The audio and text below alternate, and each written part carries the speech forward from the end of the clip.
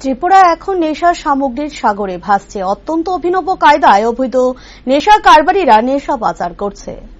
নেশামুক্ত ত্রিপুরা গড়া এখন শুধু স্বপ্ন। প্রায় প্রতিদিন ত্রিপুরার বিভিন্ন প্রান্তে বিভিন্ন ধরনের নেশা সামগ্রী আটক হচ্ছে।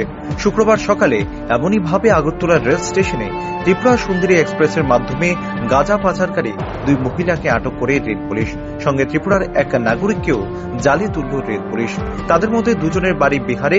তাদের বিরুদ্ধে সুনির্দিষ্ট নেশা আইন অনুযায়ী মামলা নেওয়া হয়েছে।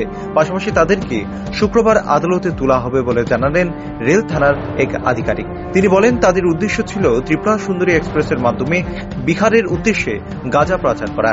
ইদানিং রেলকে ব্যবহার করে অত্যাধুনিক পদ্ধতিতে গাঁজা পাচারকারীরা ভীষণ সচেষ্ট হয়ে উঠেছে। রেল পুলিশও তাদের বিরুদ্ধে অভিযান জারি রেখেছে।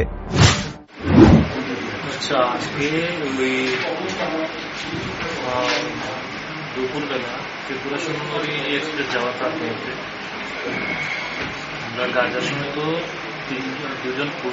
একজন পুরুষ ও দুজন মহিলা ধরেছি। তাদের কাছ থেকে আমরা কোর্টে জিজ্ঞাসাবাদ করেছি। কাল আমরা কোর্টে উঠেছি সহ পাঠাবো। তাদের মধ্যে দুইজনের বাড়ি হচ্ছে দিঘা আর একজনের বাড়ি হচ্ছে আমাদের ত্রিপুরাতে আমতলী থানা নাকারের বাড়ি। আমরা তিনজনকে অ্যারেস্ট করেছি। আমাদের উদ্দেশ্য ছিল যে গাঁজা বিহারে পাচার করা। তো আমরা একটা কেস রেজিস্টার করেছি।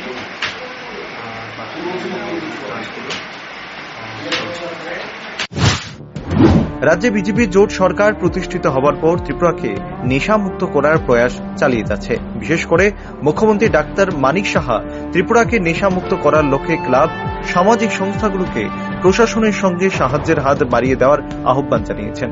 যদিও পুলিশ প্রশাসন নেশা কারবারিদের বিরুদ্ধে অভিযান জারি রেখেছে। এখন দেখার কবে নাগাদ ত্রিপুরা নেশামুক্ত করার স্বপ্ন বাস্তবায়িত হয়। Bureau report, rising Tripura.